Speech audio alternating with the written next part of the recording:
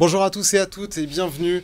C'est la revanche de 2017, mais tout a changé ou presque autour d'eux. Les sondages annoncent un match plus serré entre Marine Le Pen et Emmanuel Macron. Avant le grand débat de ce mercredi soir entre les candidats, Lyon Capital vous propose un débat à la lyonnaise entre Michèle Morel, bonjour. Bonjour. Alors vous êtes représentante du Rassemblement national dans le Rhône. Et Thomas Rudigoz, bonjour. Bonjour. Vous êtes député La République En Marche de Lyon. Vous allez débattre pendant une trentaine de minutes sur le fond et sur la forme. On va rentrer dans le vif du sujet en passant au crible vos programmes. On a découpé ce débat autour de trois mesures importantes, de trois points clés. Le pouvoir d'achat, la place de la France dans le monde et des questions plus sociétales. On va se pencher d'abord sur le pouvoir d'achat qui est la préoccupation numéro 1 des Français sur cette élection. Michèle Morel, qu'est-ce que vous proposez, vous, aux Français, pour enrayer cette mécanique infernale de l'inflation qu'on voit revenir et à laquelle on n'était plus habitué? D'ailleurs, c'est le pouvoir d'achat, c'est vraiment le thème quasiment presque essentiel de Marine, de notre programme. Il est vrai que quand on voit 8 millions de personnes qui dépendent de l'aide alimentaire, ne serait-ce que pour pouvoir seulement manger, avec 12 millions de pauvres actuellement, il est vrai que les problèmes qu'il y a actuellement entre l'Ukraine et la Russie vont encore en rajouter au niveau de tous le gaz, l'électricité, enfin le pétrole, et que donc c'est une préoccupation majeure. Donc pour ça, Marine a vraiment mis le paquet, on va dire, sur des propositions majeures. Quoi, du coup? Alors d'abord, la première des choses, c'est que tout ce qui est énergie, tout ce qui est pour le chauffage, gaz, etc., elle va baisser la TVA de 20% à 5%, d'une part. Et deuxièmement, on considère aussi que pour les personnes qui ont des petits moyens, qui se contentent finalement de l'essentiel pour vivre, il faut arriver à faire un panier d'une centaine donc d'articles qui sont vraiment les articles de première nécessité sur lesquels il y aura la TVA à 0%. Ça va être une aide, je pense, un coup de pouce quand même assez important pour les petites bourses, c'est-à-dire nous, c'est notre électorat, c'est les gens sur qui on veut vraiment tout axer, pas forcément comme le fait peut-être M. Macron, qui a peut-être plus le souci d'avoir à se préoccuper, on va dire, des personnes qui ne sont pas dans la difficulté. Et vous l'avez prouvé pendant tout ce mandat-là. On voit qu'il y a eu notamment les 500 familles les plus riches de France qui ont doublé finalement leur richesse pendant ce mandat, pendant qu'il y a 8 millions de personnes, je le rappelle, qui ont besoin d'être aidées pour pouvoir seulement manger. Thomas Rudigoz, vous justement pour l'inflation, pour le pouvoir d'achat des familles qui ont du mal à boucler les fins de mois, ou pour tous les Français en général, qu'est-ce que vous allez proposer pour finalement rendre leur reste à vivre un peu plus important dans les mois à venir? Permettez-moi, Paul Terra, juste de revenir quand même sur un bilan, parce que quand on est une équipe sortante, quand on a un président sortant, il y a quand même un bilan et c'est important que nos concitoyens sachent ce qu'on a fait, parce que s'ils veulent nous redonner confiance, il faut qu'on ait des résultats. Et moi, j'aimerais tordre le cou à un certain nombre de fake news, comme on dit maintenant, sur Macron, qui aurait été le président qui n'a rien fait pour le social. Je tiens quand même à rappeler que pendant ce mandat, nous avons réduit le chômage comme jamais depuis des dizaines d'années. Le chômage des jeunes est au plus bas depuis 40 ans, le taux de chômage au sens général de la population, c'est le plus bas depuis 15 ans. Et s'il y a bien un mal véritablement qui gangrène notre société, c'est le chômage. Et de réduire le chômage comme on l'a fait, de créer plus d'1 million d'emplois, 1,2 million d'emplois exactement, ça a permis à beaucoup de familles, parce que quand vous avez une personne au chômage, c'est toute une famille qui est touchée, de retrouver une vie normale, de retrouver le goût du travail et d'avoir des revenus du travail, et de ne pas être juste avec des aides sociales. Donc ça, pour nous, ça a été extrêmement important. On a mis en place également le bouclier tarifaire en matière énergétique, le gaz, l'électricité, ce qui est extrêmement important et ce qui répond d'ailleurs, Madame Morel, un peu à ce que vous avez avancé sur les questions de TVA. Grâce à ce blocage de la tarification du gaz et de l'électricité, nous n'avons pas besoin de toucher à la TVA puisque nous allons continuer, et ça c'est une de nos annonces fortes du candidat Macron, c'est de faire perdurer ce bouclier tarifaire pour tous nos concitoyens autant qu'il le faudra. Idem pour le prix à la pompe. Vous savez tous, quand vous allez faire votre plein d'essence, le gouvernement, à la demande du président de la République, a réduit de 18 centimes d'euros TVA comprise le litre d'essence ou le litre de gasoil. Et bien cela aussi, Emmanuel Macron l'a dit, nous continuerons. De la même façon, en matière de mesures sociales, de mesures de pouvoir d'achat. Je peux aussi vous citer le triplement de la prime Macron, qui a été une des grandes annonces et une des grandes résolutions d'Emmanuel Macron après la crise des Gilets jaunes. Nous allons pouvoir porter cette aide jusqu'à 6 000 euros. Chaque entreprise, si elle le souhaite, en fonction de son salarié, pourra aller jusqu'à 6 000 euros. Ouais. Et pour terminer, je répondrai à Madame Morel sur la question de dire que Macron n'a pensé qu'aux riches. Je tiens quand même à préciser sur vos annonces, vous n'en avez pas parlé, mais par exemple sur la suppression de l'impôt sur les revenus pour les moins de 30 ans, il n'y a rien de plus inique. Parce que déjà, ceux qui sont parmi les jeunes, les moins riches, qui gagnent le moins d'argent, déjà, ils n'auront pas d'impôt sur le revenu à payer, parce que vous le savez, l'impôt sur le revenu, pour les personnes les plus fragiles, ils ne payent pas d'impôt sur le revenu. La taxe, comment dirais-je, la partie au-dessus, nous avons réduit avec Emmanuel Macron le niveau d'imposition, et surtout, vous allez permettre aux jeunes, finalement, qui ont les situations économiques les plus favorables, et c'est bien, ça veut dire qu'ils ont un emploi, qu'ils travaillent, eh bien, ces jeunes-là ne payeraient pas d'impôt sur le revenu. Donc en matière de comparaison, je crois que sur le côté, vous vous souciez que des personnes les plus défavorisées, il y a beaucoup d'incohérences sur votre programme. Je vous laisse répondre, Michel. Oui, et après on basculera sur l'air. Oui, je vais pouvoir vous répondre. D'abord, des jeunes qui commencent à travailler, il n'y a pas que des plus pauvres, il y a aussi des jeunes qui ont une bonne situation. Et vous le savez, parce qu'il y a des statistiques là-dessus, que beaucoup de jeunes, justement de ce fait, veulent quitter la France pour aller plutôt en Angleterre ou plutôt aller aux États-Unis. Et je vais vous reprendre sur les emplois que vous avez créés. Là-dessus aussi, il y a des statistiques. Vous me direz, les statistiques, il y a deux sortes de mensonges dans la vie. Il y a le mensonge ordinaire et les statistiques, d'accord. Mais il n'empêche qu'on a bien remarqué qu'il y a eu plus de 600 000 auto-entrepreneurs qui ont créé une petite entreprise, mais dont on sait que la moyenne des revenus, c'est de l'ordre de 600 euros. Par conséquent, il y a eu aussi énormément de CDD, voire des CDD de moins d'un mois. Alors évidemment, ça fait baisser les statistiques. Mais on n'appelle pas ça des emplois pérennes, on n'appelle pas ça d'avoir réduit le chômage et d'avoir créé des emplois. Ça... Non, sur le taux de chômage, la baisse du taux de chômage, c'est CDI et CDD longue durée. Oui, mais les CDD n'apportent pas une situation pérenne. C'est-à-dire, quand vous avez un CDD, vous ne pouvez pas prendre un crédit, vous ne pouvez pas acheter une maison, vous ne pouvez pas faire un projet de long terme. Donc, pour nous, ça n'est pas ça, la pérennité, finalement, de l'emploi. Aujourd'hui, vous avez ce chiffre. La semaine prochaine, vous en aurez un autre qui sera plus favorable ou qui sera moins favorable. C'est trop fluctuant. Ça n'est pas pérenne. En parlant de pérennité, on va s'intéresser maintenant à la pérennité de notre système de retraite, puisque c'est l'une des autres mesures phares de cette campagne d'entre-deux tours. Et c'est un sujet assez clivant, avec des positions très différentes entre Emmanuel Macron et Marine Le Pen. La retraite pour Marine Le Pen, c'est à 60 ans, à 64 ou 65 ans pour Emmanuel Macron. Thomas Rudigoz, en quoi la proposition de votre candidat, celle d'Emmanuel Macron, est-elle la plus juste? Et surtout, de ce que vous connaissez finalement de celle de Marine Le Pen, en quoi votre proposition est-elle plus juste pour les Français que celle de Marine Le Pen? Je pense que la proposition de Marine Le Pen, qui paraît comme cela effectivement très sociale et favoriser le plus grand nombre, conduira à l'échec sur le système des retraites. Nous avons besoin de réformer ce système de retraite. Pourquoi pas juste pour s'amuser à faire une réforme? On le sait avec l'évolution démographique, avec le vieillissement de la population, ce qui entraîne donc des personnes qui vont être à la retraite plus longtemps qu'avant par rapport à il y a une trentaine d'années. Ça entraîne aussi des personnes qui ont, quand ils arrivent à des âges vieillissants, une certaine lourdeur en matière de soins, donc nous avons besoin de financer cette dépendance. Et donc pour arriver à la fois à continuer à avoir ce régime distributif de la retraite, qui était un de nos grands acquis sociaux, que beaucoup de pays dans le monde nous envient, si nous voulons faire perdurer ce système-là, il faut le faire évoluer. Il n'y a pas 36 solutions. C'est soit vous augmentez les cotisations patronales et salariales, donc ça aura un coût à la fois pour les salariés en matière de pouvoir d'achat, un de nos sujets importants de cette campagne, et ça aura un coût pour les entreprises. Ça surenchérira le coût du travail, et donc les entreprises embaucheront moins alors qu'elles n'ont pas cessé d'embaucher ces dernières années sous Emmanuel Macron. L'autre solution, autrement, c'est de changer de système de retraite et passer sur un système de retraite libéral. Et là aussi, nous n'en voulons pas. Donc nous voulons garder ce système par répartition, mais la seule solution que nous avons, c'est de prolonger l'âge de départ à la retraite. Et je tiens d'ailleurs, certainement que nous aurons l'occasion de parler de l'Europe tout à l'heure, sur l'importance de l'Europe. Et nous ne sommes pas comme ça dans une île au milieu de nulle part, dans un grand océan, et les Français seraient les meilleurs.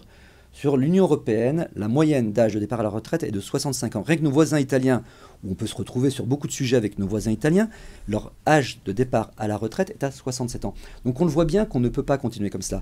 Et l'objectif que nous avons en changeant ce paradigme, notamment de l'âge de départ à la retraite, alors la question effectivement, Emmanuel Macron l'avait annoncé à 65 ans, et suite aux différentes interpellations, suite aux résultats électoraux du premier tour. De gauche, peut-être. Non, pas que ça, parce que je crois que la campagne qu'il mène là, depuis maintenant presque 2 semaines, il a pu être confronté à beaucoup de concitoyens qui lui ont dit c'est quelque chose qu'ils ne veulent pas. Donc il souhaite effectivement qu'on puisse revoir cela et peut-être que ça sera une retraite à 64 ans, mais ça fera l'objet d'une négociation. Juste pour finir, Paul Terra, je tiens à préciser une chose qui est très importante dans nos annonces, parce que voilà, on pourrait dire, encore une fois, on demande un effort particulier aux retraités, mais la contrepartie aussi, ce sera qu'il y aura une retraite minimale de 1 100 €. Alors pour tous ceux qui auront cotisé leur nombre de trimestres nécessaires, la retraite minimale sera à 1 100 €, comme nous avons porté d'ailleurs encore récemment à la fin du quinquennat, la retraite minimale pour les couples d'agriculteurs à plus de 1 000 €. Michel Moral, même question. En quoi votre réforme, elle est plus juste que celle proposée par Emmanuel Macron? Oui, déjà, notre programme à nous, il va être moins cruel. Franchement, monsieur Rudigoz, vous avez des personnes qui ont, enfin les travailleurs les plus pauvres, qui ont vraiment un travail très difficile, qui commence très tôt. On le sait aussi, ça c'est l'assurance maladie qui le dit, qu'il y a une grande partie de ces personnes qui ne vieillissent pas au-delà de 62 ans. Donc avec vous, ils n'ont même pas le droit à la retraite en fait. Ils vont passer toute leur vie effectivement à travailler sans avoir la perspective d'une retraite. Par ailleurs, vous savez, moi j'ai le cas dans ma famille aussi de personnes ayant commencé à travailler à 17 ans et qui se retrouvent, notamment dans le domaine de la restauration, qui se retrouvent à 40 ans avec des varices grosses comme ça sur les jambes. D'accord ? Donc à un moment donné, un peu de pitié, un peu de respect. Il y a plus de personnes finalement laborieuses que de personnes qui vivent comme les emplois supérieurs, qui vivent très confortablement dans les bureaux. D'accord ? Mais tout à fait d'accord, mais je pourrais préciser quelque chose après votre propos. Quand une personne partira à la retraite à 60 ans, ça voudra dire qu'elle aura quand même cotisé pendant 40 annuités. Elle n'aura pas volé la société. Donc, et en plus de ça, il est possible aussi, enfin les statistiques ne l'ont encore pas dit, parce qu'on ne va pas faire non plus raconter des histoires, ça reste à prouver, mais il est fort probable aussi que toute personne qui aura pu libérer un emploi à 60 ans puisse permettre justement que d'autres personnes prennent le poste et ça puisse aussi contribuer à faire baisser le taux de chômage. Donc Marine a complètement raison. Puis ensuite, il y a effectivement ceux qui, après 23 ans, donc, iront travailler, qui devront aller jusqu'à 62 ans. Voilà, donc c'est pas juste, tout le monde n'ira pas à 60 ans, on est d'accord. On l'a dit des centaines, des centaines de fois, mais ça ne vous arrange pas, vous ne voulez pas l'entendre ni le comprendre. Non, mais par rapport à ces personnes qui seraient... Il y a 40 annuités pour des personnes qui commencent, et vous savez, les apprentis notamment, ils commencent à travailler, ils ont 18 ans, quelque chose comme... Ouais, on est bien d'accord. Donc permettez-leur, s'il vous plaît, pitié, de pouvoir partir quand ils auront 40 annuités. Ils auront fait leur taf de travail, ils auront fait leur voilà. Et puis ensuite, après, ceux qui partent un petit peu plus tard, des étudiants, effectivement, de pouvoir partir. Vous conduirez le système des retraites à la ruine. Nous ne pourrons pas financer le système des retraites de cette façon-là. Mais non, mais c'est pas nouveau, vous savez, c'est pas Emmanuel Macron qui a décidé de passer à 42 ans. Laissez-moi finir. Il faudra après savoir comparer, parce que moi j'ai été gestionnaire dans une grande clinique, hein, donc je connais aussi un petit peu l'articulation des chiffres. Il y a aussi à considérer que quand vous avez une personne qui va partir à 62 ans, et qui laisse donc finalement son poste de travail. En même temps, donc, c'est aussi les assurances chômage qui vont diminuer d'autant. Il va y avoir un vase communicant qui va se faire aussi dans ce sens-là. Dans quelle proportion? Je ne suis pas capable de vous le dire, on est bien d'accord. Mais c'est une logique des vases communicants. Alors, moi j'aimerais répondre juste, Madame Morel, par rapport à votre interpellation. Moi, je peux vous rejoindre sur la question des personnes qui ont des carrières longues et ceux qui ont des métiers difficiles. Oui. Et ça, je pense aussi, vous réagissiez par rapport au fait que nous n'aurions pas entendu ce qu'a dit Madame Le Pen. Je vous demande aussi d'écouter ce que dit Emmanuel Macron, puisque cette question-là, pour les pénibilités, pour les carrières longues, pour le handicap d'ailleurs, pour des personnes qui sont en invalidité, le président de la République a été très clair, elles continueront à partir à la retraite à taux plein à 55 ans. Donc vous voyez, on n'est pas des affreux comment dirais-je, ultra-libéraux qui ne pensons pas aux personnes en difficulté, loin de là. Et oui, mais c'est une minorité, c'est une minorité. Nous ne rentrerons pas dans le détail de dire quelle sera la durée de cotisation, jusqu'à quel âge maximal iront les métiers les plus en difficulté, les personnes qui auront des métiers de carrière longue ou très difficiles. Ça sera l'objet d'une négociation. Je pense qu'il est important sur cette question des retraites que nous rentrions dans un système de négociation. Ça, c'est pas écrit dans son programme, alors. Si. Sur la négociation avec les différentes branches, bien sûr que si, pour les carrières longues, et pour les personnes qui ont des métiers avec de grandes pénibilités. Et ça, nous rentrerons même dans le détail très précisément. Si je peux me permettre, la pénibilité, c'est quand même votre gouvernement qui l'a fait sauter sur les retraites. Enfin, déjà, notre gouvernement, pour l'instant, je vous rappelle que les retraites n'ont pas été jusqu'au bout. Le débat parlementaire qui aurait pu permettre, parce que vous le savez, il y a le système des négociations. Vous êtes dégonflé, et finalement. Après, pendant le mandat. Si. Mais non. Si, vous l'aviez promis, dès le premier mandat, vous l'aviez promis, la réforme. Madame Morel, entre-temps, nous allions conduire cette réforme. Vous savez bien ce qui s'est passé. Il y a eu la pandémie. Et suite à la pandémie, le président de la République s'est rendu compte, étant donné la fragilité de la société française suite à cette pandémie qui avait déjà connu de grandes épreuves avec d'autres crises précédentes, des crises sociales, il a préféré à ce moment-là suspendre la réforme des retraites et je pense qu'il a bien fait. On va maintenant basculer sur un volet international. C'est l'un des grands points de clivage entre Emmanuel Macron et Marine Le Pen. La place de la France dans le monde et plus particulièrement dans l'Europe. Thomas Rodigoz, votre candidat est plutôt un candidat pro-européen. En quoi l'Europe est forcément l'avenir de la France ? Vous savez, il y a quelques années en arrière, des partis populistes, comme le Front National à l'époque, maintenant le Rassemblement National, et d'autres, ont construit toute leur logique politique au détriment de l'Europe, à appeler les Français à montrer aux Français le côté autoritaire de l'Europe, cette Europe qui leur imposait un certain nombre de mesures, un certain nombre de règles que les Français ne voulaient pas, une Europe qui servait à rien finalement à part jeter l'argent par les fenêtres, l'argent des Français. L'Union européenne. Et cette Union européenne qui a tant été vilipendée par Marine Le Pen, avant elle par Jean-Marie Le Pen et puis par d'autres, on le voit, si aujourd'hui, enfin, je disais récemment devant des élèves d'une classe dans laquelle j'intervenais, très souvent quand je parlais à des jeunes, je leur disais, vous vous imaginez pas, l'Europe ça a permis d'avoir la paix, mais ça leur paraissait loin. Et maintenant on le voit, grâce à l'Europe, ça nous permet en Europe d'avoir une Europe forte et de pouvoir justement défendre les Européens face à des nouvelles dictatures. Nouvelle dictature comme la Russie, face à l'agression, à la guerre que mène la Russie aux portes de l'Europe. Donc il y a la guerre. Cette Union européenne, encore récemment, a montré toute sa pertinence. Quand nous avons connu la pandémie, on en parlait juste un instant, s'il n'y avait pas eu l'Europe, nous n'aurions jamais eu la capacité d'acheter autant de vaccins. Autrement, nous nous serions livrés à une guerre des vaccins. Tel ou tel pays aurait voulu acheter. Emmanuel Macron, Angela Merkel se sont mis d'accord pour trouver une entente avec l'ensemble de l'Europe pour que nous puissions ensemble acheter des vaccins et que tous les pays bénéficient de vaccins en Europe. Donc l'Europe a été souveraine en matière sanitaire.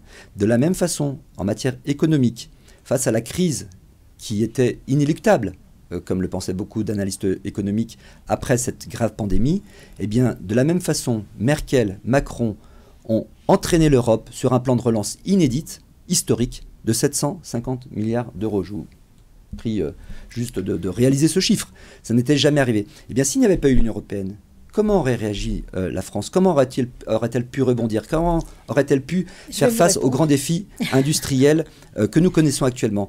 Donc, de la même façon, je terminerai là-dessus, excusez-moi, nous avons donc eu cette souveraineté économique, industrielle, cette souveraineté sanitaire. Demain, il faudra une souveraineté de la défense européenne, car c'est la seule façon de pouvoir mieux se défendre et mieux protéger nos concitoyens. Michel Morel, vous, votre candidate, il y a 5 ans, voulait sortir de l'euro. Sa position sur l'Europe a un petit peu évolué. Elle ne veut plus sortir de l'euro. Elle ne veut plus non plus sortir de l'Union européenne, mais juste que la France y prenne moins de place.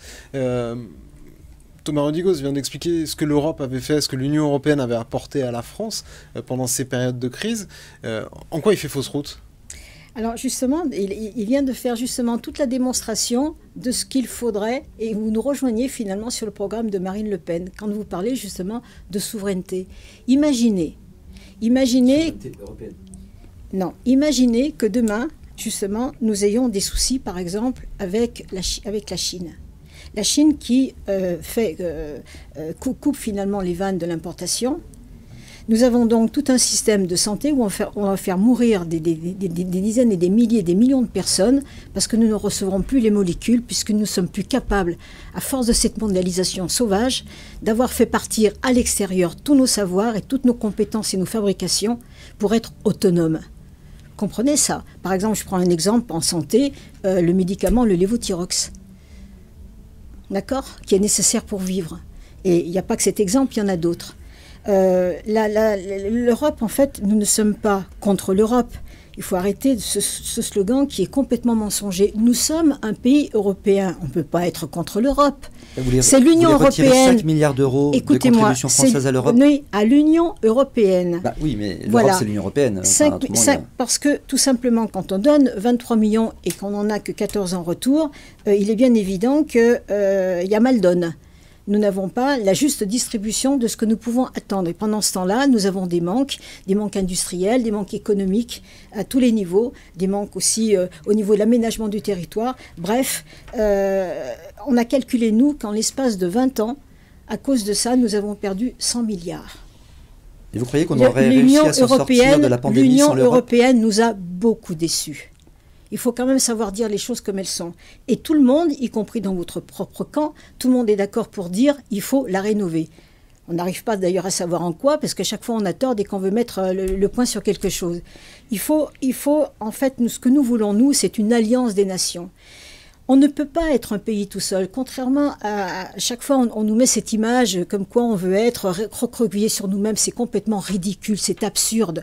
Un pays tout seul ne peut rien faire. Nous avons besoin de l'Europe, nous avons besoin d'être européens et nous avons besoin aussi de nos partenaires. Mais vous voulez retrouver des alliances d'avant-guerre où c'était simplement, parcours, et on le sait, alliés, parce que nous discutons avec beaucoup de pays, contrairement à ce que vous pouvez croire, et il y en a beaucoup qui commencent à avoir cette idée de se dire que ce ne serait pas si bête que ça, pour justement pouvoir continuer et pérenniser, d'avoir un avenir européen. Si on continue avec cette Union européenne telle qu'elle est actuellement, on va au casse-pipe, d'accord ? Voilà. Donc, au contraire, il faut essayer de se réconcilier avec l'Alliance européenne. Des pays qui sont souverains, c'est-à-dire que ce sont les assemblées nationales de chaque pays qui doivent quand même gouverner leur propre pays, mais qu'en même temps, nous ayons des coopérations solides avec tout un ensemble de pays en Europe. Donc, quand Madame vous Morel, dites juste qu'on a une question. l'Union européenne, je finis, l'Union européenne, on ne devait jamais avoir de guerre, je suis désolé, mais on est en plein dedans. Hein. Oui, enfin, c'est pas de la faute de l'Union européenne si nous sommes en guerre, malheureusement. Oui, mais donc, elle devait nous en préserver. Elle nous en préserve, Madame. Elle nous en préserve. Je crois qu'avec le dictateur que nous avons en Russie, s'il n'y avait pas l'Union européenne, s'il n'y avait pas que l'Union européenne, d'ailleurs, s'il n'y avait pas l'OTAN, d'ailleurs, dont vous voulez sortir avec Marine Le Pen, non, je on veut crois sortir du commandement. Oui, mais enfin, si vous sortez du commandement, ça serait. Non, c'est pas mais bien pareil. sûr que si. La meilleure façon de peser dans l'OTAN, c'est notre commandement. Autrement, ça ne veut rien dire. Non, mais admettons, on veut garder notre diplomatie de défense. Vous voulez sortir de l'OTAN et de l'Union européenne, ça serait la pire des choses pour défendre notre continent et nos concitoyens. Moi, j'ai juste une question à vous poser sur l'Union européenne, parce que vous êtes très critique sur l'Union européenne. Bon, voilà. Donc, est-ce que vous voulez sortir de l'Union européenne? Est-ce que vous voulez un Frexit, finalement, comme les Anglais ont eu le Brexit? Là, j'ai passé plus de 5 minutes à vous expliquer le contraire. Qu'est-ce que vous voulez que je vous dise d'autre? Non, vous avez passé 5 minutes à critiquer l'Union européenne. Bien sûr que non. Simplement, l'Union européenne, la Commission européenne telle qu'elle est, je viens de vous le dire, elle ne nous convient pas, elle ne nous convient plus, et pas seulement aux Français, mais que par contre, à partir du moment où on arrive à construire une alliance des nations, on remplace finalement cette Commission européenne. Donc vous sortez de l'Union européenne, vous créez l'Alliance des nations, qui je ne sais pas exactement ce que cela recouvre, mais c'est un retour en arrière. Mais non, c'est pas un retour en arrière, c'est une évolution au contraire pour apaiser les choses. Vous savez que dans la plupart des pays, les gens de plus en plus finalement ne reconnaissent plus l'utilité de l'Union européenne. Donc il faut au contraire réconcilier les Européens sur un consensus qui est absolument nécessaire, que nous restions unis et non pas effectivement de risquer, comme l'Angleterre, de sortir de l'Union européenne. Il en est pas question. On voit le résultat pour les Anglais. Donc, en matière économique, on voit le résultat. Oui, enfin, donc si vous voulez que nous connaissions le même sort que, je sais pas. Que le Royaume-Uni, ça c'est votre point de vue. On y va tout droit avec votre programme et avec votre candidate. Ça se passe plutôt bien en Angleterre. C'est pas vrai. Là, par contre, vous êtes très non. Vous avez le nez qui bouge, monsieur Rodigo. Regardez les investissements étrangers qui sont revenus en France grâce au Brexit. Non. On va maintenant évoquer un autre point de l'actualité internationale. Vous en avez parlé, c'est la guerre en Ukraine. Ouais. Michel Morel, assez rapidement pour l'un comme pour l'autre, Vladimir Poutine demain, ça peut être un allié ou des lignes rouges ont été franchies en Ukraine? Alors, il ne faut pas tout confondre. Il y a deux choses. Il y a à la fois, effectivement, ce qui se passe actuellement, qui est complètement inadmissible, on est bien d'accord. D'ailleurs, Marine Le Pen s'est bien prononcée là-dessus. Elle n'a pas hésité une seule minute. C'est quand même assez effarant ce qui se passe, c'est plus que sûr. Et on condamne complètement. Et on reconnaît aussi que Vladimir Poutine est une personnalité qui est complètement incontrôlable. Mais il a, lui, une vision géopolitique européenne qui n'est pas du tout la nôtre. Donc, de ce point de vue... Mais vous le reconnaissez sur certains points de mener une bonne politique? Non. Ne me faites pas dire des horreurs pareilles. Sur certains points. Pas forcément en Ukraine. Hein, non. On a souvent entendu le Rassemblement national dire sur la lutte contre le terrorisme. Laissez-moi dire. Bon. Laissez-moi répondre. En fait, ce que nous faut absolument éviter en géopolitique, c'est... de toute façon, la Russie continuera d'exister par la suite. Si jamais nous tournons définitivement le dos à la Russie ira, elle a déjà tendance un petit peu à le faire, se rapprocher des Chinois. Et ça va constituer un bloc extrêmement important du pays le plus peuplé et le plus grand pays du monde, et qui peut amener vers des confrontations et en tournant le dos à l'Europe. Il faut absolument éviter ça. Par ailleurs, quand on nous parle de l'Ukraine et qu'on nous dit vous êtes contre le soutien des Ukrainiens. D'abord, c'est faux, puisqu'on en accueille d'abord chez nous. Deuxièmement, participer à alimenter cette guerre et à alimenter au niveau du matériel de guerre et tout ça, surtout pas. Surtout pas. Ce qu'il faut, c'est au contraire éviter la guerre. Il faut discuter avec Vladimir Poutine. Elle a lieu, la guerre, en ce moment. Et à la suite de ça, lorsque, heureusement, espérons-le très rapidement, cette guerre sera terminée, effectivement, il faudra réapprendre à discuter en tant que chef d'État avec Vladimir Poutine, comme on discute avec... vous savez, sur le globe, il y a à peu près une 50aine de pays qui sont dirigés par des dictateurs. Quand on reçoit le Chinois en France, on le reçoit. Quand on reçoit M. Kadhafi, quand on reçoit des gens comme ça... On ne reçoit plus trop M. Kadhafi. Oui, mais enfin, il faut savoir discuter et parler avec tout le monde. C'est une obligation. J'espère que vous êtes bien d'accord avec ça. On ne peut pas définitivement tourner. Et je pense, enfin nous pensons, on peut se tromper. Hein. On a encore plein de sujets à aborder. Oui, non, mais très vite, en 30 secondes. Nous pensons aussi que depuis ces derniers temps, depuis cette vingtaine d'années, cette façon qu'il y a eu d'avoir à mettre justement Vladimir Poutine et toutes ses équipes un petit peu de côté, de le considérer comme quantité non négligeable, on va dire, avec la personnalité qu'il a, je pense que ça a certainement dû durcir aussi sa position vis-à-vis de nous. Thomas Rodigoz, il peut redevenir un allié? Non, comme ce que préconise Michel Morel? Absolument pas. Vladimir Poutine maintenant est complètement hors jeu en matière de négociation internationale. Je pense que ce monsieur devra être traduit, comme l'a très bien dit Robert Badinter récemment, devant le tribunal pénal international. Lui et tous ses sbires et tous ses acolytes. Ce qui se passe en Ukraine, c'est vrai que malheureusement, des fois, on est dans cette actualité qui tous les jours nous arrive, mais réalisons ce qui se passe encore aujourd'hui, les bombardements qu'il y a dans tout l'est de l'Ukraine, des centaines, voire des milliers de victimes civiles. C'est cela qui est absolument ignoble sur ce que fait Vladimir Poutine, c'est qu'il est en train de tuer, de massacrer des civils ukrainiens pour arriver à ses fins. Et de dire que parce qu'on aurait été à un moment donné trop dur avec Vladimir Poutine, que M. Vladimir Poutine, en mesure de rétorsion à un moment donné, parce que les Ukrainiens se rapprochaient trop de l'Union européenne et arrêtaient des traités commerciaux, des échanges bilatéraux, admettons. Mais qu'est-ce que fait ce monsieur? Qu'est-ce que fait ce... Enfin, on revit des heures sombres de l'histoire de notre continent qui rappellent, on ne peut pas faire autrement, les pires heures de Staline ou de Hitler. Il est en train de massacrer un peuple avec des moyens complètement surdimensionnés, qui d'ailleurs devraient tous nous inquiéter, parce que les armes qu'il utilise pourraient à un moment donné être tournées jusque sur le territoire européen. Et moi, Madame Morel, mais je ne dis pas ça par rapport à vous, mais je trouve que votre candidate a eu une forme de lâcheté dans sa façon de réagir par rapport à Vladimir Poutine. Encore tout récemment, elle a dit que M. Poutine pourrait redevenir un allié de la France. Mais comment peut-on... Non, la Russie, j'entends. Mais elle a bien parlé de Vladimir Poutine. S'il est toujours à la tête du pays, de son pays, bien sûr. Mais on ne pourra pas... Sinon, ce sera son remplaçant. Mais de toute façon, on ne sait pas jusqu'où il va aller dans son délire mégalomaniaque, jusqu'où il va aller dans d'autres conquêtes. Donc, pour l'instant, nous devons être de la plus grande fermeté. Il a un avenir politique rétréci. Hein. J'espère bien qu'il aura, et j'espère que le peuple russe pourra à un moment donné saisir les choses, renverser ce régime dictatorial.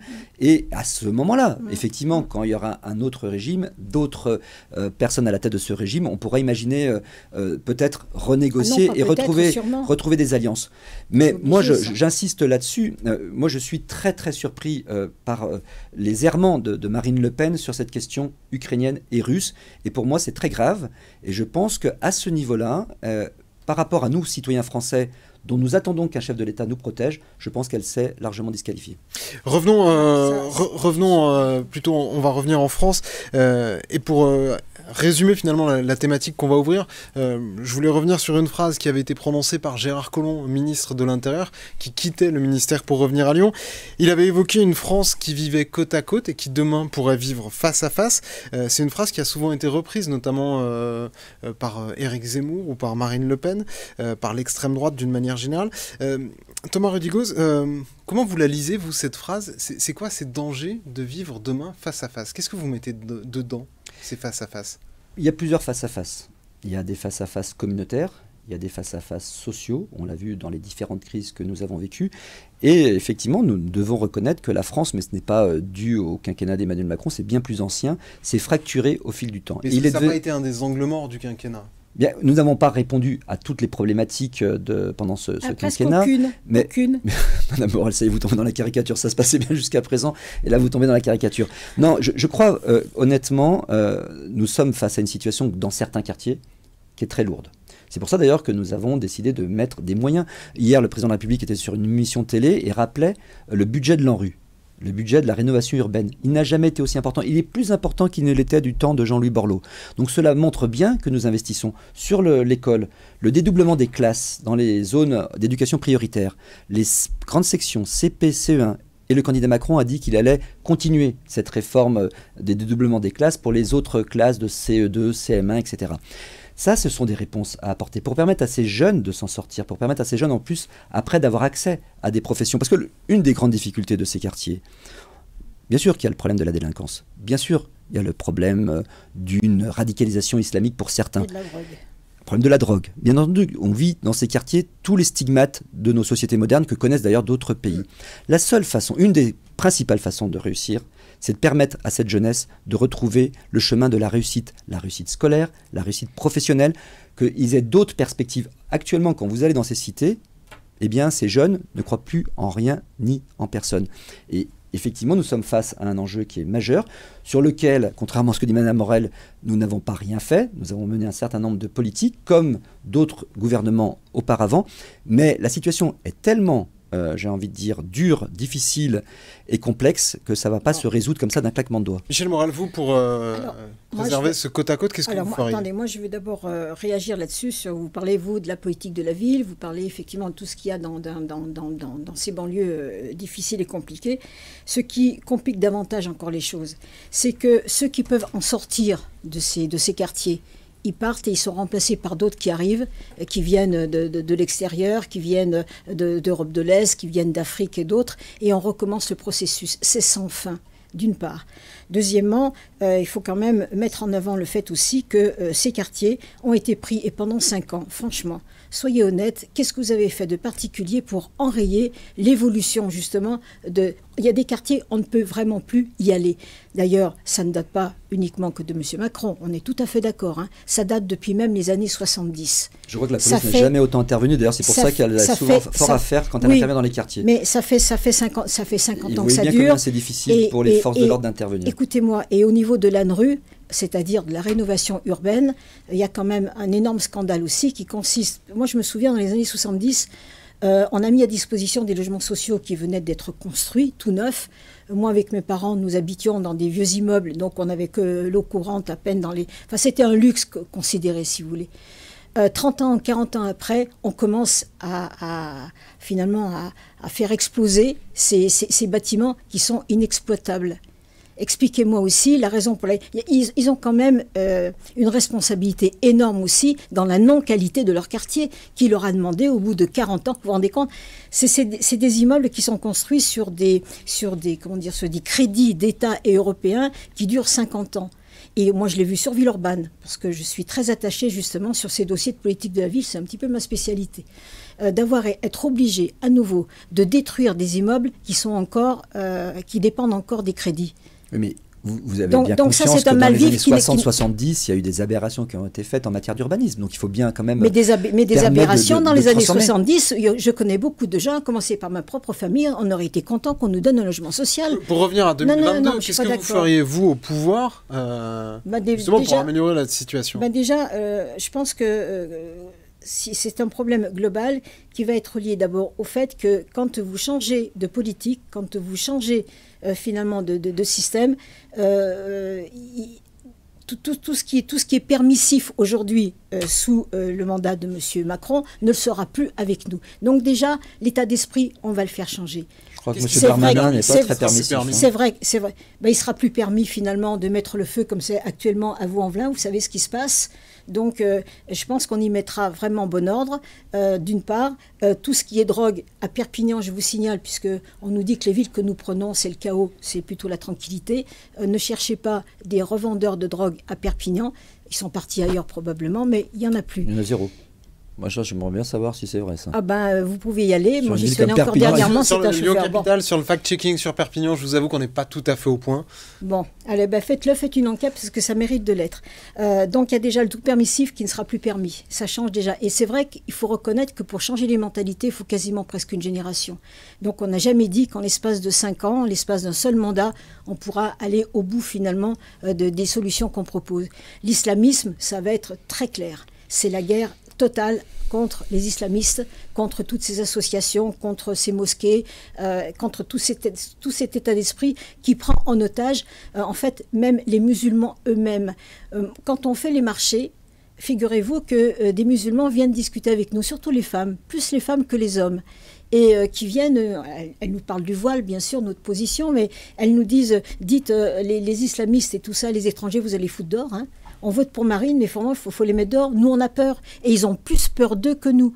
Donc, il faut aussi que par rapport à la population musulmane, qu'on puisse finalement être d'accord sur ce principe, d'être soutenu par même la population musulmane. Et puis, il y a aussi ce référendum que nous voulons faire pour demander l'avis aux Français. Qu'est-ce que doit être l'immigration? Qu'est-ce que doit être aussi même le droit d'asile? Qui est-ce qu'il est, mais qui doit être ponctuellement quand même modifié et revu sur ses critères en fonction des évolutions géopolitiques. Qu'est-ce que c'est que la nationalité française? Est-ce qu'on peut devenir français uniquement en se mariant, etc., etc. Donc tout ça, c'est tout un chantier énorme et qui fera que peut-être, à ce moment-là, même les mentalités, les jeunes femmes qui portent des voiles, je finis là-dessus, les jeunes femmes qui portent des voiles aujourd'hui, qui sont des fois, quelquefois volontaires, mais quelquefois obligées de le faire, à partir du moment où on aura éradiqué justement toute cette pression islamiste qui leur met une pression pas possible. Elles n'ont pas le droit d'exister autrement que comme ça. Vous voulez la suppression du port du voile sur la voie publique, par exemple? Alors, parce que c'est pas très clair. Madame Le Pen a été interpellée récemment par une dame retraitée qui a dit qu'elle portait ce voile en toute conscience. Et Madame Le Pen était bien embêtée. Alors maintenant, on ne sait plus trop si finalement elle est pour l'éradication du voile sur la place publique ou pas. Je savais que vous alliez poser la question, donc j'ai bien préparé la réponse, Monsieur Rudy-Gose. En fait, c'est vrai que nous voulons qu'à terme, obligatoirement, bien sûr, on ne porte plus le voile. Pourquoi porter le voile? Pour dire que l'on est musulman. Moi, je suis catholique, je n'éprouve pas le besoin de porter une croix. Bon, d'accord. Certains le font. D'une part. Vous peut-être pas, mais certains le font. En apparence, et d'ailleurs. Et donc, attendez, la communauté juive qui porte la kippa, vous allez leur dire de ne plus porter la kippa? Et je vous signale que les catholiques, les prêtres catholiques, les religieuses, il y a, je crois, une trentaine d'années, on leur a demandé pour respecter justement, quand ils sont à l'extérieur, d'avoir respecté justement l'État laïque et de porter des vêtements civils. C'est ce qu'ils ont fait. Ils n'en ont pas fait toute une histoire. Donc, pas toujours. Hein. Oui, je pense on peut croiser dans la rue des sœurs qui sont en habit de... Non. Non, un avis de travail, on va dire. Non, non, n'appelez pas ce terme comme ça c'est très désobligeant. C'est pas des... Mais comment ferez-vous pour faire respecter cette interdiction du voile sur la place publique? Alors, ça, vraiment, je serais très curieux de voir comment vous ferez, parce que oui, c'est quelque chose. Vous allez vous affronter à une communauté c'est quelque chose qui va se définir. C'est quelque chose qui va se définir au fil du temps. Il n'est pas question d'avoir y mettre la moindre brutalité, c'est-à-dire de mettre un agent de police derrière chaque personne qui porte le voile. Donc ça ne se fera pas. Donc reconnaissez-le. Finalement, c'est pour séduire un certain électorat, peut-être zémouriste, que vous avez lancé ça. Non, on est beaucoup plus déterminé que vous ne croyez. Le port du voile, à terme, il disparaîtra de la voie publique par la force des choses. Simplement, nous ne voulons pas créer non plus la brutalité et une guerre civile en France. Il nous faudra avoir des mesures responsables, mais qui soient acceptées aussi par le monde musulman. Et au fil du temps, quand nous aurons éradiqué l'islamisme, beaucoup d'entre elles, de toute façon, il sera hors jeu. Elles finiront par le quitter.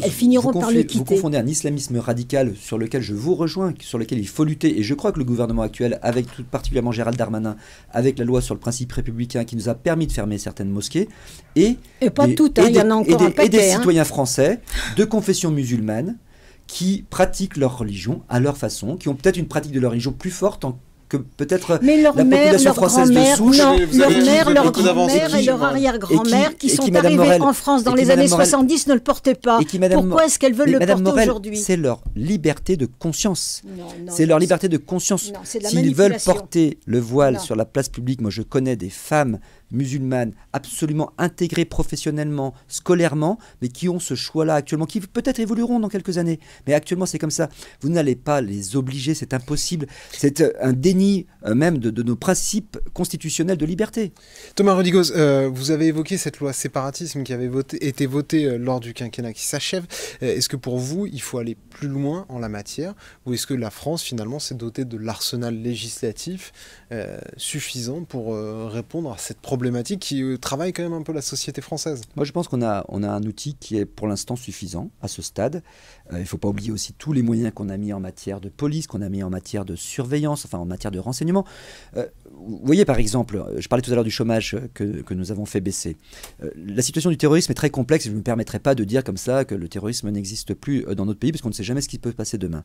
Mais néanmoins, on a réussi à empêcher certains attentats terroristes grâce aux moyens que nous avons mis en matière de renseignement, parce qu'on parle souvent des policiers dans la rue, et nous y sommes favorables, nous avons créé 10 000 postes avec le gouvernement actuel. Mais il faut aussi, et nous l'avons fait, renforcer le renseignement territorial pour justement pouvoir détourner, déjouer des tentatives d'attentat. Donc je crois qu'actuellement, pour répondre à votre question sur principe républicain, nous avons un outil qu'il faut déjà appliquer dans toute sa, toute sa plénitude, dans tout son spectre, et à ce stade, je pense que c'est déjà suffisant. Pour finir cette émission, je vais vous demander à chacun des petits exercices de style. Le premier, cas pratique, c'est celui finalement des réserves de voix de vos candidats. Jean-Luc Mélenchon est le troisième homme du premier tour. Il a une réserve de voix assez importante que vos deux candidats essayent de capter. Il y a un sondage qui va apparaître sur vos écrans. 37% des électeurs de Jean-Luc Mélenchon devraient se reporter vers Emmanuel Macron, 23% vers Marine Le Pen, les autres s'abstenant. Allez, je vous propose un exercice. Michel Morel, on va commencer avec vous. Admettons que je sois un électeur de Jean-Luc Mélenchon du premier tour. Vous avez 30 secondes pour me convaincre que votre candidat finalement est la plus proche de ce que je peux penser. Alors, je ferai le distinguo. Est-ce que vous êtes simplement un électeur de Jean-Luc Mélenchon ou est-ce que vous êtes un militant? Si vous êtes un militant, je ne peux pas vous convaincre. Ils suivront finalement les consignes de vote qui seront données donc par Jean-Luc Mélenchon et ils iront voter contre Marine. C'est assez gravissime, si je puis dire, surtout pour eux, parce que je pense que ça va être un moment qui va être comme très douloureux pour eux de mettre le bulletin dans l'urne, sachant que ce sera une façon quand même de continuer ce qui a été tous leurs arguments de crainte, de frustration et de protestation sur ces 5 ans qui viennent de se passer. Ma foi, tant pis. Par contre, si vous êtes simplement un électeur qui a été séduit par les idées notamment sociales de Jean-Luc Mélenchon, la protection des ouvriers, la protection des petites bourses, je pense qu'il y a moyen effectivement que cet électorat-là se retrouve dans ce que nous proposons pour eux. Thomas Rodigoz, même exercice, si j'étais un électeur de Jean-Luc Mélenchon, vous me direz quoi? Vous en êtes un d'ailleurs. Donc je vais essayer de vous convaincre. Ah. Je vais essayer de vous convaincre, Paul Terra. Je pense Le droit que de- beaucoup de fake news ont été à un moment donné balancés sur la place publique par rapport à Emmanuel Macron, qui ne serait pas un homme proche de nos concitoyens, qui serait arrogant, qui serait... Je crois que là, la campagne qu'il mène depuis le lendemain du premier tour, au contact de nos concitoyens, en direct, où il prend d'ailleurs, comme on dit souvent, presque des baffes, hein, sans faire de mauvaises allusions, mais il est en première ligne. Il a, dans les différents déplacements qu'il a fait, il n'a pas été du tout dans des villes qui lui étaient favorables, il a été dans des villes qui avaient voté soit Marine Le Pen, soit Jean-Luc Mélenchon en nombre. Donc il a eu beaucoup de concitoyens absolument qui viennent du peuple et qui l'ont interpellé avec beaucoup de véhémence et des fois beaucoup de colère. Et il a pu apporter, et souvent on le voyait quand la caméra, et des gens, vraiment des citoyens, ce n'était pas des montages bien évidemment, et comment la personne avait une autre version que celle qu'elle avait pu entendre sur les réseaux sociaux et se rendait compte que les mesures que nous avons menées, et je reviens sur cette question du chômage, parce que pour moi c'est le mal majeur d'une société. Quand nous connaissons le chômage, moi j'en ai connu autour de moi, comment ça peut déglinguer une famille. Et donc cette lutte que nous menons contre le chômage et que nous avons réussi à faire progresser, enfin la lutte contre le chômage a des résultats et nous allons continuer dans ce sens-là, eh bien c'est bien une des mesures les plus sociales que nous puissions faire.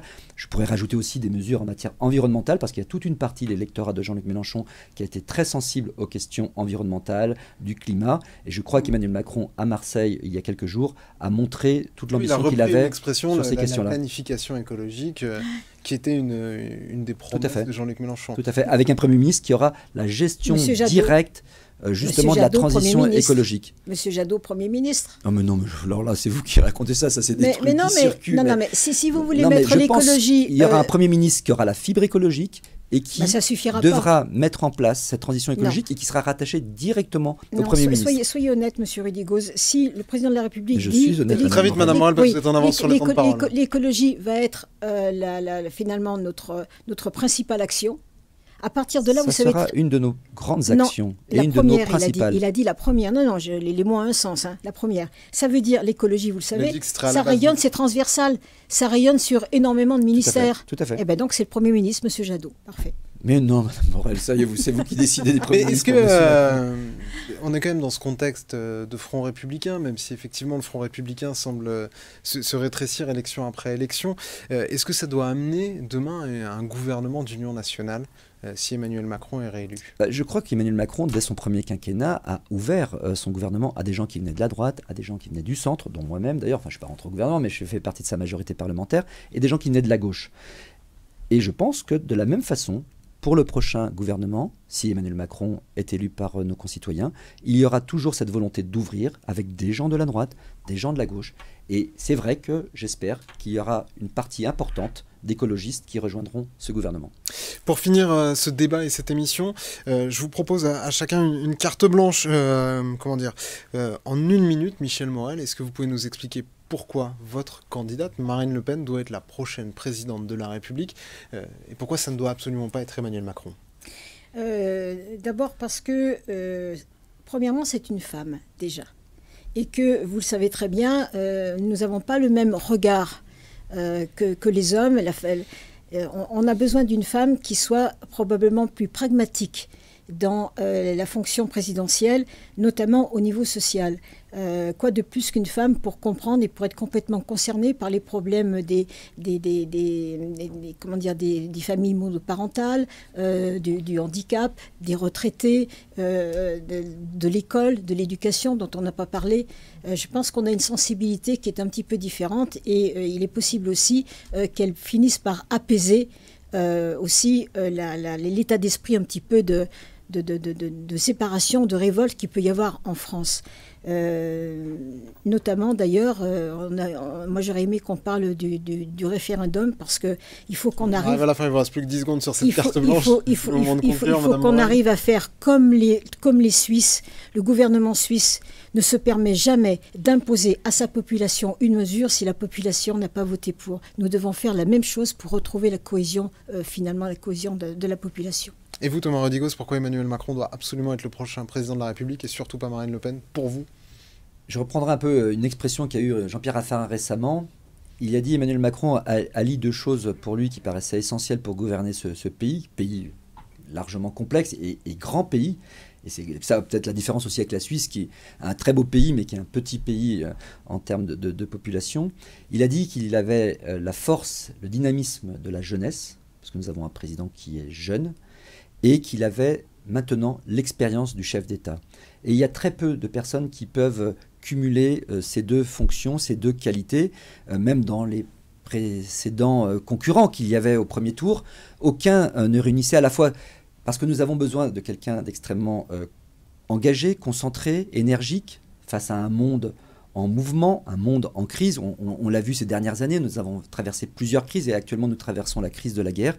Et également un homme qui a montré ses compétences, non seulement à la tête du pays, mais aussi au niveau international.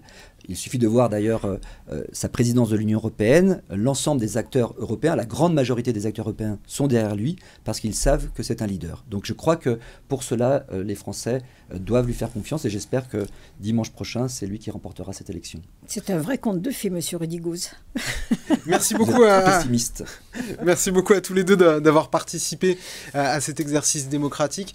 Moi, je vous donne rendez-vous dimanche soir à partir de 19h pour la grande soirée électorale de Lyon-Capitale qui sera à suivre sur notre site internet www.lyoncapitale.fr et surtout dimanche, n'oubliez pas d'aller voter. Merci de nous avoir suivis. Au revoir.